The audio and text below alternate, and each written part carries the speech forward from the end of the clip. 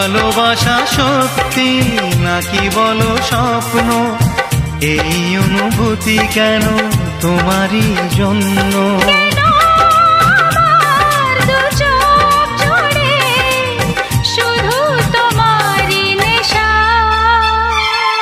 এ ভালো লাগা কাছে আসা,